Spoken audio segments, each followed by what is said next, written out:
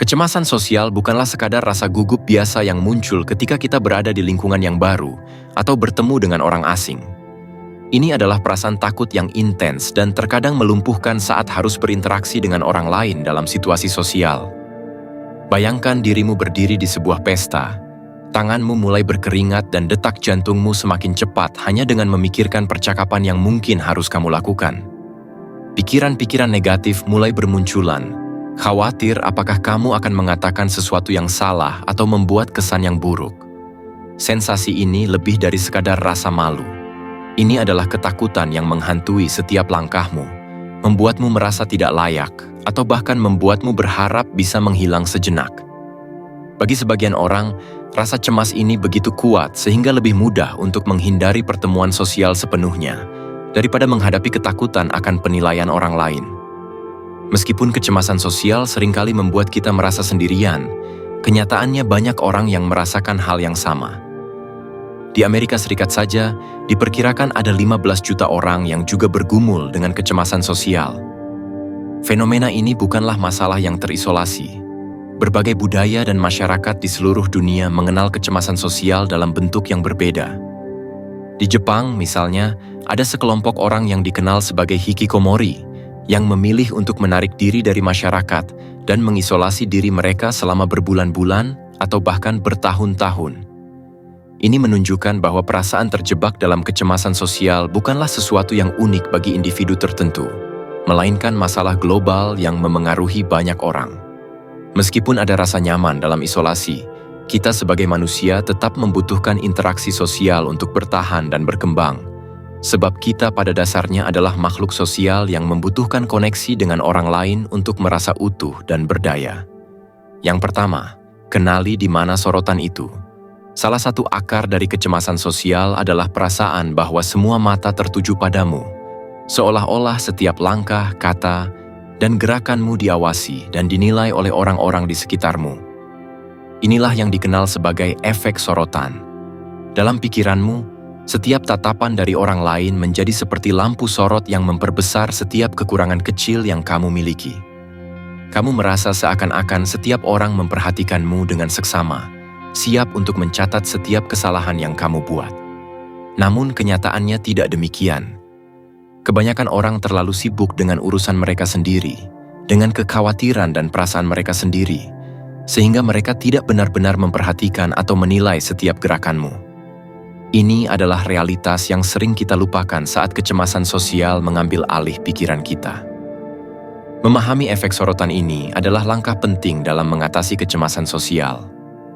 Saat kamu menyadari bahwa perhatian orang lain tidak sebesar yang kamu bayangkan, kamu bisa mulai melepaskan beban rasa takut dan tekanan yang kamu rasakan. Bayangkan diri kamu berada di sebuah ruang rapat atau acara sosial.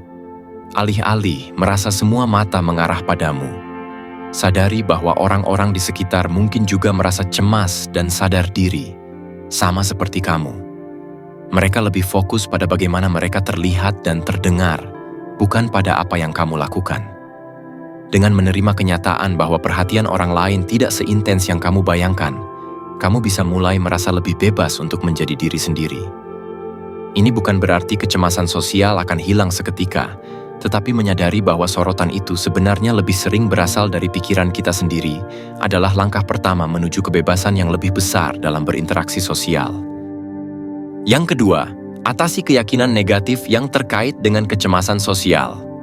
Kecemasan sosial seringkali berakar pada keyakinan negatif yang telah tertanam dalam pikiran kita, baik dari pengalaman masa lalu maupun dari ketakutan yang dibesar-besarkan oleh imajinasi kita sendiri.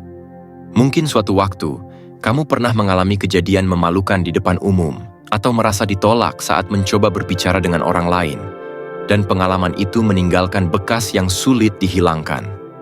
Ingatan-ingatan buruk ini kemudian mempengaruhi cara kita melihat diri sendiri dan cara kita memandang situasi sosial di masa mendatang.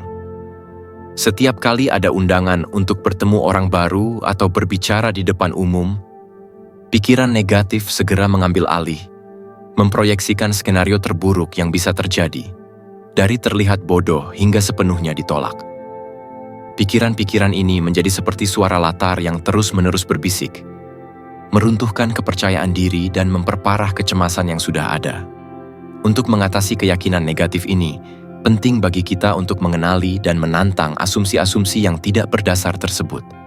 Tanyakan pada diri sendiri, dari mana datangnya ketakutan ini? Apakah ada bukti nyata yang mendukung pemikiran ini, ataukah semuanya hanya berakar pada rasa takut yang berlebihan? Cobalah untuk mengingat bahwa pikiran bukanlah fakta. Hanya karena kamu berpikir bahwa orang lain akan menghakimimu, bukan berarti itu adalah kenyataan yang akan terjadi. Seringkali, kita terlalu keras pada diri sendiri dan membiarkan satu atau dua pengalaman buruk mendikte bagaimana kita merespon semua situasi sosial lainnya. Dengan mulai menggantikan pemikiran negatif dengan sudut pandang yang lebih seimbang dan realistis, kamu akan perlahan-lahan membebaskan diri dari beban kecemasan yang selama ini menahanmu. Ini adalah proses yang membutuhkan waktu dan usaha. Tetapi mengubah pola pikir negatif adalah kunci untuk mengurangi rasa cemas dan mulai menikmati interaksi sosial dengan lebih percaya diri. Yang ketiga, jadilah lebih realistis. Kecemasan sosial seringkali diperburuk oleh ekspektasi yang tidak realistis, baik yang datang dari diri sendiri maupun yang dibentuk oleh masyarakat. Kita cenderung membayangkan situasi sosial dalam skenario yang sempurna. Semua berjalan lancar, percakapan mengalir dengan mudah, dan kita diterima dengan hangat oleh orang lain. Namun, ketika kenyataan tidak sesuai dengan harapan tinggi ini, rasa cemas dan ketakutan akan kegagalan mulai merayap masuk. Ekspektasi-ekspektasi ini, meskipun tampaknya sederhana, dapat menciptakan tekanan besar dan ketakutan yang melumpuhkan terhadap penolakan atau kekecewaan. Alih-alih hadir dan menikmati momen, kita justru terjebak dalam pikiran-pikiran tentang apa yang seharusnya terjadi, dan akhirnya merasa tidak mampu memenuhi standar yang sudah kita ciptakan sendiri. Untuk mengatasi ini, penting bagi kita untuk mengadopsi pendekatan yang lebih realistis terhadap situasi sosial. Realisme membantu kita melepaskan ekspektasi yang berlebihan dan menerima bahwa tidak ada interaksi yang sempurna. Tidak semua percakapan akan berjalan mulus, dan itu sangatlah wajar. Dengan menurunkan harapan kita memberi ruang bagi diri sendiri untuk benar-benar hadir dalam momen tersebut tanpa dibebani oleh bayangan kesempurnaan. Misalnya, saat menghadiri sebuah acara, fokuslah pada pengalaman itu sendiri daripada terlalu memikirkan bagaimana kamu tampil. Dengan mengizinkan diri untuk lebih fleksibel dan tidak terlalu terikat pada hasil, kamu mungkin akan menemukan bahwa pengalaman sosial menjadi lebih menyenangkan dan jauh dari menakutkan. Menjadi realistis bukan berarti mengabaikan kualitas diri, melainkan menghargai momen apa adanya dan menerima bahwa setiap orang, termasuk dirimu, memiliki hari baik dan buruk dalam berinteraksi dengan orang lain.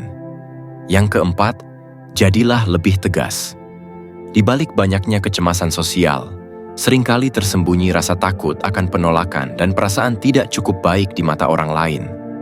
Ketidaknyamanan ini muncul dari ketakutan bahwa kita mungkin tidak diterima, ditertawakan, atau bahkan diabaikan oleh orang lain. Akibatnya, kita memilih untuk menghindari interaksi sosial sepenuhnya. Namun, apa jadinya jika kita bisa menerima kenyataan bahwa tidak semua orang akan menyukai kita, dan itu tidak apa-apa? Tidak semua orang cocok menjadi teman, dan kamu pun tidak harus cocok dengan semua orang. Menyadari hal ini bisa membantumu untuk menjadi lebih tegas dan nyaman dengan diri sendiri. Ini bukan tentang mengabaikan orang lain, tetapi tentang mengakui bahwa pendapat mereka tidak harus menentukan nilaimu sebagai individu. Belajar menjadi tegas berarti berdamai dengan kenyataan bahwa tidak ada yang sempurna, termasuk hubungan kita dengan orang lain. Tidak semua orang akan menyukai kita, dan kita pun tidak bisa menyenangkan semua orang.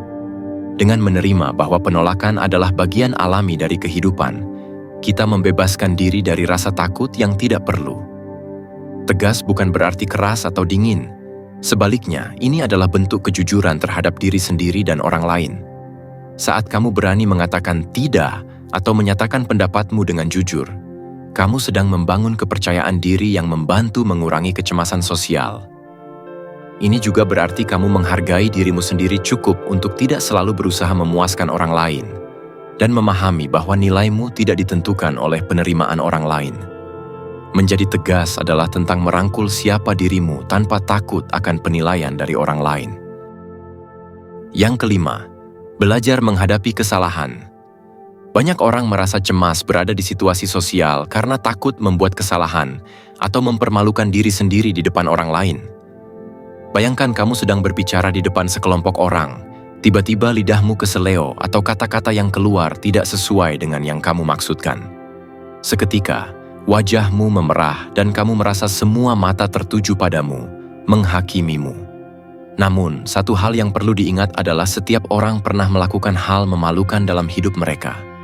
Kesalahan kecil seperti tersandung di depan umum atau salah mengucapkan kata tidak mendefinisikan siapa kamu sebagai pribadi. Kuncinya bukan pada kesalahan itu sendiri, melainkan pada bagaimana kamu menanggapinya. Daripada terperangkap dalam rasa malu, belajarlah untuk menertawakannya. Menertawakan kesalahanmu sendiri bukanlah tanda kelemahan, melainkan bukti bahwa kamu memiliki kepercayaan diri dan kemampuan untuk tidak mengambil diri sendiri terlalu serius. Memiliki sikap yang lebih santai terhadap kesalahan juga membantu meruntuhkan rasa takut yang seringkali menjadi inti dari kecemasan sosial. Belajar menerima bahwa tidak ada yang sempurna, termasuk dirimu, adalah langkah penting menuju penerimaan diri. Kesalahan adalah bagian dari proses belajar dan berkembang. Setiap kesalahan memberi kesempatan untuk tumbuh dan menjadi lebih baik. Memiliki kepercayaan diri bukan berarti kamu tidak pernah merasa cemas atau tidak pernah membuat kesalahan, tetapi lebih pada bagaimana kamu bangkit setelah jatuh dan terus melangkah maju. Menghadapi kesalahan dengan kepala tegak dan hati terbuka memungkinkanmu untuk lebih menikmati momen-momen sosial tanpa takut pada apa yang mungkin salah. Ingatlah, memiliki kepercayaan diri bukan berarti tidak pernah merasa takut, tetapi tentang memilih untuk terus maju meskipun ada ketakutan tersebut. Mengatasi kecemasan sosial bukanlah perjalanan yang instan, melainkan proses yang membutuhkan waktu, kesabaran, dan keberanian untuk menghadapi ketakutanmu. Dengan memahami bahwa banyak dari kekhawatiranmu seringkali berasal dari asumsi yang tidak berdasar, dan dengan belajar menerima ketidaksempurnaan diri, kamu dapat mulai membebaskan diri dari belenggu rasa cemas. Ingatlah bahwa setiap langkah kecil menuju kepercayaan diri adalah kemenangan. Beri dirimu ruang untuk belajar, membuat kesalahan, dan tumbuh. Pada akhirnya, yang terpenting adalah menjadi nyaman dengan dirimu sendiri, karena dari situlah semua interaksi sosial yang bermakna akan bermula. Kamu layak merasa tenang dan menikmati momen bersama orang lain tanpa dibayangi rasa takut yang berlebihan.